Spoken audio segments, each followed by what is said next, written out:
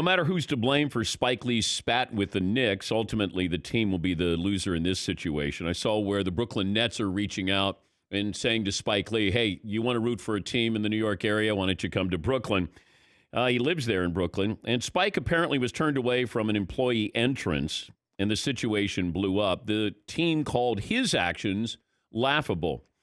But with a few exceptions, you never mess with a celebrity fan. The Lakers let Jack Nicholson actually argue with the officials. Drake has so much power in Toronto, the Raptors would probably suit him up for a game. And remember Billy Crystal? Billy Crystal deserves a statue in Los Angeles for all those years that he stuck with the Clippers. The Knicks have plenty of celebrity fans, but none of them are as visible as Spike. You go back to the playoffs when he had the back and forth with Reggie Miller, part of NBA history. Now, he may have gone too far this time around with his reaction, but the Knicks could use loyal fans. They have a great fan base, believe it or not. You know, it's a horribly run team. It's a horrible team. But like him or not, Spike Lee has been there through thick and thin. And hopefully for the team, they'll find a way to keep him in the building. He went on First Take yesterday, and he said that this has been building up, that this actually started a month ago. And something I forgot saying. It started a month ago because for 28 years I've been using employee entrance, and after every game I take the ramp. It's a circular ramp outside, inside the garden. It's a circle. It's a shape of the garden. You have to walk by it before we go to the media. Yes. For 28 years, my entrance has been employee entrance. For 20 years, I go down the ramp. And a month ago, they stopped me from going down the ramp. Spike, I have a question. Yeah. And you don't know why. No, all of a sudden, they say we have a new policy out of nowhere. Here's the thing. If they have my phone number, text, email, let me know. All right. He's been doing this. You would think if you're the Knicks, Spike Lee has been the one constant. Like, he shows up for every game. He supports you everywhere. He's on the red carpet. He's supporting you. He spends $300,000 a year for his seats. He doesn't get the seats. He buys the seats. He is an employee. He is an ambassador for you. I mean, he's been doing this for decades. Wouldn't you say, hey, Spike, by the way, here's a heads up. If you're coming in this way, we have new security guards or new security policy, whatever it is. He would be the one guy I would say. He is an employee. He's been an ambassador. I think you can reach Spike Lee. You can call him. I can give you his number. You can call him and just say, hey, Spike, just to let you know, we're changing things up a little bit. I would roll out the red carpet. For somebody who was going to follow and love the Knicks as much as he does, I'd give him a police escort to make sure he got to the game. This isn't a guy who just shows up and wants to be seen in the front row. He's not somebody who's going to show up where an agent goes, hey, can you get my guy some tickets for free? Spike cares. Spike loves the Knicks.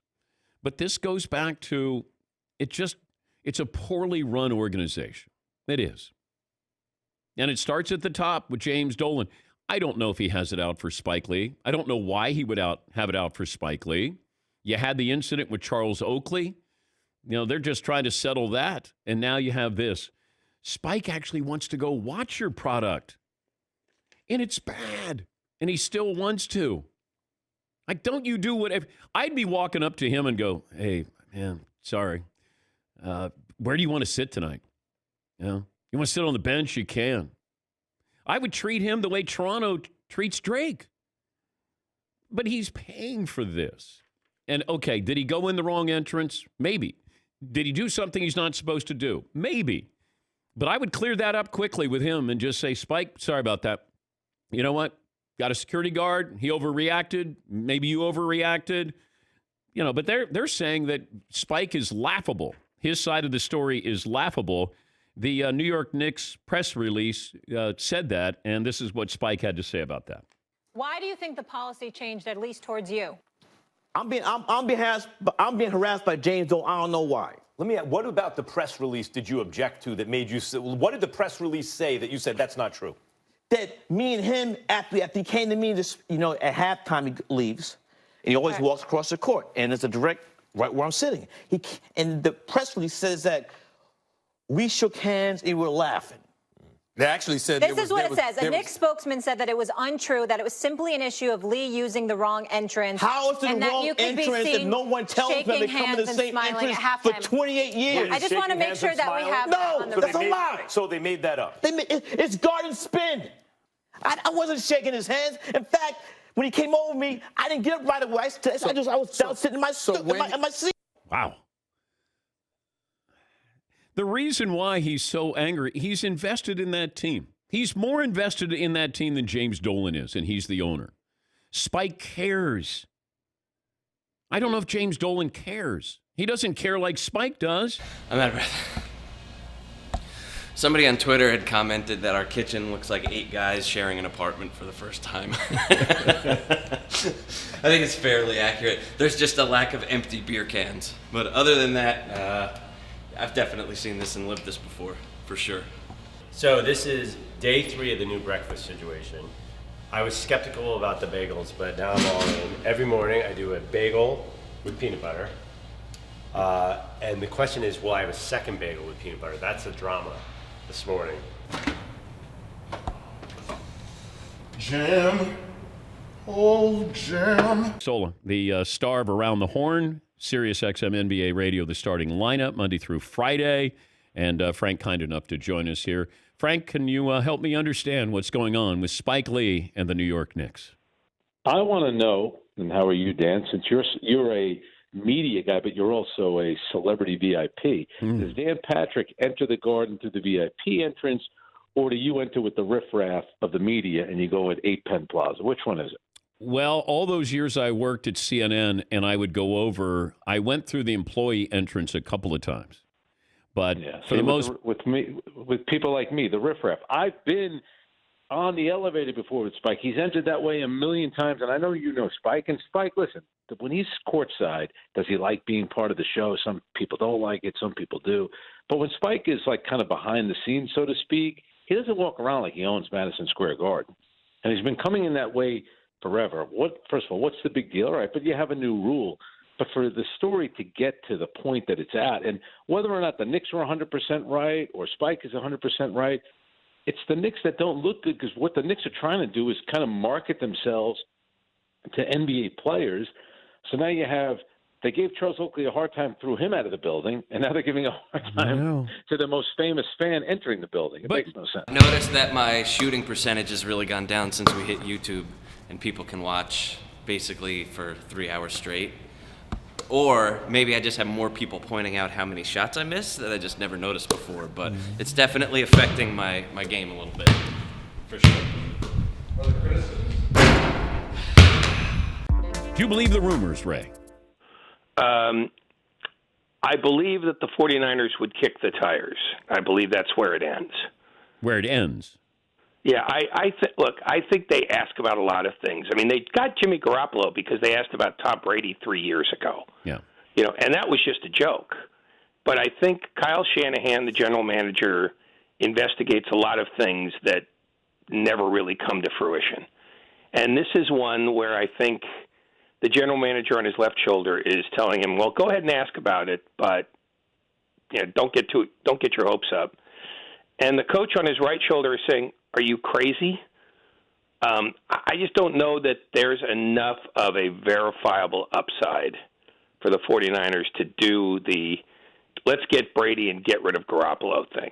It doesn't make sense to me, and I'm not sure that it makes sense to Shanahan. I have a PA to go get Dan some flip-flops, but it seems like he's spending a lot of time in the sand today. Right on cue. Right on cue. Jerk face. I like the answer he had the other night after beating North Carolina State, and I think he was reacting to social media, what fans have been saying. By the way, look at what's happening with Kentucky. Social media roughed up Kentucky last night after they lost to Tennessee, and I think Coach K was responding to that when he had this great answer. When you lose, then we've lost. Oh, the world is going to end.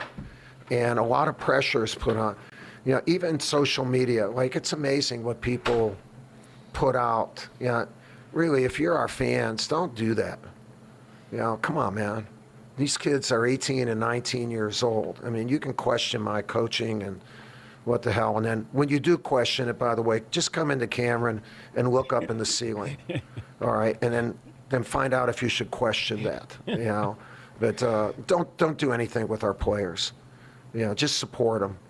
That's Coach K. He didn't go scoreboard. He went rafters there. And Coach K joining us. I liked it. Man, you're becoming irascible here.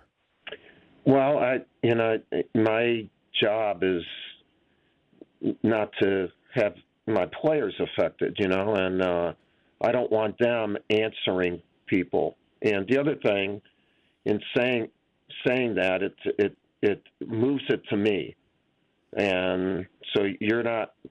Then talk about me, don't talk about them, and you know, it was the right thing to do, whether the right words or whatever.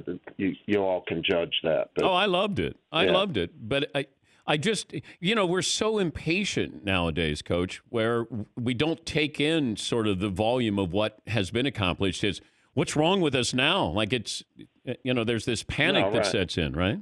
No, there is. And, you know, like I think part of it, too, and although I think this has been good for college basketball, a few years ago, people, you know, were saying, you know, the regular season doesn't mean much, you know, but, you know, now we start seeding people in December, and people are on the bubble, you know, and it's like the day-to-day thing, you know, and it's created more interest, but it creates judgment on that specific day instead of your body of work, or people are improving, or people are going through a little bit of tough time. And by the way, in order to improve, sometimes most of the time you have to go through a tough time, and it's part of a whole season. But everyone in our sport now is being judged by the bubble, where you're seated, what line you drop to. Are you in, out? Are you close to being out? Are you the next four, the final eight? Or we have so many things that you can be. Well, also the mock drafts for your players as well. No, those are crazy. Like they change every week, and you know. By the way, hardly any of those are ever correct. You know, I mean, what do you think? All the GMs are getting together and saying these are the guys we're going to draft, and you know. And then when you don't get drafted where you're supposed to, then we blame it on the kid for falling in the draft, and it's just because, hey, somebody who is not affiliated with a program or a scouter is just a writer who's saying, hey, here's my mock draft.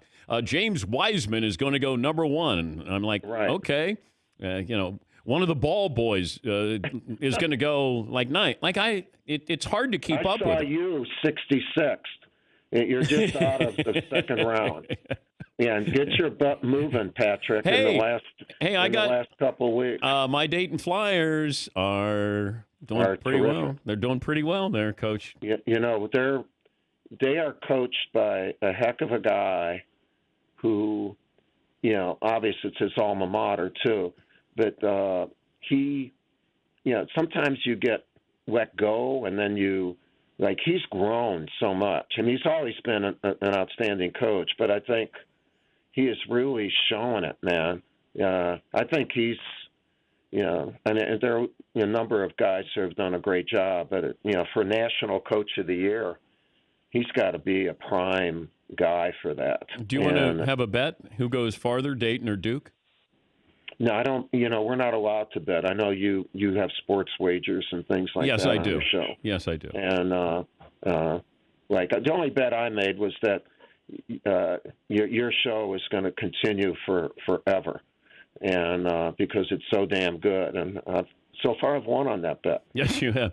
But when you retire, I retire. No, don't you? I'll retire before you retire. You don't think you'll last another 5 years? Let's not talk about 5 years. Let's just talk about the fact we got Carolina on Saturday. I just signed up for 5 more years, Coach. Yeah, well, They were smart. You want to match it? No. Look, I'm signed up for as long as I want to be signed up for. I'm beyond 5 years. I'm not saying. Whoa! Did you just go to the rafters with me as well? No, I did not. Okay. I did not. I'm just, but putting it in perspective, I have a better contract than you. But that's all right. I deserve it. Yeah, you do. But you deserve a good one too.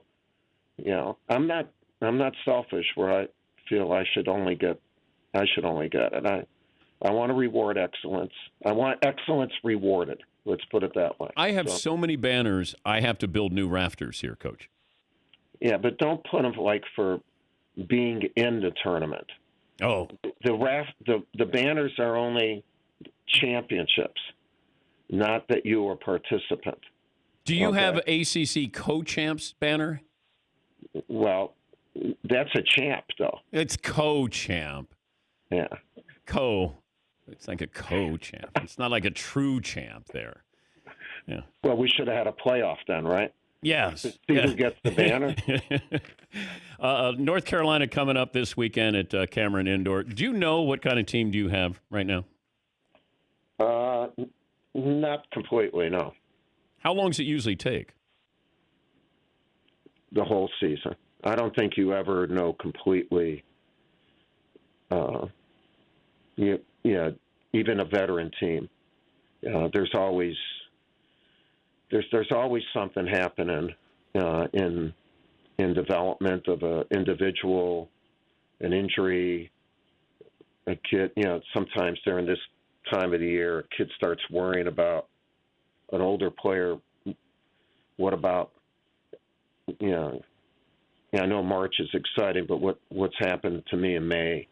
And, just the things that can happen to human beings. So I think you always are, and they happen more to 18 to 22-year-old kids. And I like my team. I think my team has responded well. They've really done a good job this year. And but there's a lot more variance because every one of them is a developing player. They're not at a level that a Tatum was, or Bagley, or Carter, or Zion, or RJ. That's not knocking them. Those kids were just at a different level, and even in competitive maturity. And we're developing all that. And overall, I mean, our kids have won. They're 24-6. I mean, they've been terrific. Talking to Mike Krzyzewski, his team is 12th in the nation. They got North Carolina coming up this weekend at Cameron Indoor. Zion went on J.J. Redick's podcast a while back and said that he really he wanted to stay another year at Duke. Yeah. Now, you told him to go. Like, did you have that conversation where he said, "Coach, I want to stay," or "Can I stay?" No. I always Zion loves Duke. And Zion loved everything about the guys, the college life too. One of the things I remember Kobe telling me and my wife, he never went to college. He says, I wish that I had gone, and then obviously I couldn't go because that's where you make friends. And Zion has a lot of friends here, and he would have loved to have made more friends, but obviously, economically, and the fact that you only have a certain lifespan as a pro player, you got to go when you have to go. But he was back during the All-Star break for about 4 days and worked out and. It's a safe place. It's a home. That's what we want these guys to understand. And when they come back, no one wants anything from you. Just be you and chill out and work out. And that's what he's saying. And, he doesn't live that life anywhere else. We had Kobe on a few times, and I remember it might have been 10 years ago where I said, if you had gone to college, where would you have gone? He said, Duke. Mm-hmm. Did you recruit him? Yeah, we did. He never took visits. We knew he was going to go pro, and but no, I never saw LeBron play in high school, and but Kobe, I've said this many times for many years. Kobe was the best high school player I ever saw, and he had a maturity, a competitive arrogance to go along with his talent that was way off the charts, even as a high school player. When he walked into a gym, even for a summer league game, the gym looked around and said, "Oh, Kobe's here," and then he did it. I really the two players that I had association with, and Michael Jordan, just for a brief time with the Dream Team, they had that. That's why I love the fact that they became friends. And Michael has said that he was like a little brother. And by the way, how his eulogy, his talk at that service for Kobe was unbelievable, just unbelievable. But Mike, it almost seemed like he developed that confidence once he got to the NBA, whereas Kobe had it at an early age. Yeah, I think Kobe had it, and maybe by growing up in Italy and being around older players and that. I thought Michael developed it while he was at North Carolina, and you could see him grow into that. Oh, you noticed it in college, because I just never looked at him that way, because it felt like it was more Worthy's team than Michael, and Michael, of course, hit the big shot to win the national title. Yeah, but I think he was still developing. He was developing that, though. That's what I'm saying. Yeah. Where, and then he and Kobe were cut from the same cloth. You know what I mean? They're two of the incredibly unique athletes and competitors in any sport, and the fact that they had that relationship was unbelievable. And I think it's through USA Basketball, the relationship that Kobe developed with LeBron would never have been developed had it not been for USA Basketball and their ability to play on two teams together and win 2 gold medals. They were fantastic together. And I think the thing that people don't realize is just how brilliant Kobe was, and LeBron is, and they recognized not just talent, they recognized their inner drive, but also the fact that they're so damn smart. But how do you coach that? Because that's a different personality. When you see that in college, how do you take advantage of it and let that personality be something that's positive for these players? No, it's a good question. And what you try to do is not put a ceiling on it or give it an opportunity to just like you would say, take whenever you feel it, you can shoot. With guys of that caliber, whatever you are thinking, say it. And don't think that other guys are thinking what you're thinking, because they're not. Every once in a while they might be, but in other words, have a voice. Where you can say what you want to say whenever you feel, whenever you feel it, and that's how we did it with the U.S. team. And when I try to get on my team Trey Jones to do that. I said, say what you think at the moment you're thinking it, and everybody will be better. And the guy who will get better the most is you, because you'll be in control of your environment then. And when you have a brilliant player, the ability to say things at the moment you're competing is much more important than what a coach says on the moments where you're not competing. You're just preparing, or you're at a timeout. When you have a player that can do that during competition, boy, it takes it to a level. You have a Magic Johnson. You have guys. There aren't that many, but when you see, you see the physical, but what they do with their voice is phenomenal. It's just phenomenal. Are you more likely to know how many wins you have or how many losses you have? I don't know either. Oh, for the season, I know. I don't know. No. This is all time. No, I don't know. You don't. You don't know. I mean, I know we have like over 1,100 because someone said we celebrated 1,100, and I know when there's certain so-called milestones because John Jackson and Mike DeGeorge and all the people say, that was your 1,000th win as a ranked team, or that was your 500th ACC win, against ACC competition. And then when I hear that, I said, "Wow, that's good. That was pretty. That's pretty good." But you can't. That's not the thing that you got to be in the moment you're in. I mean, and then that other stuff takes care of itself. Well, you say we have 1,156 wins, but you have 350 losses.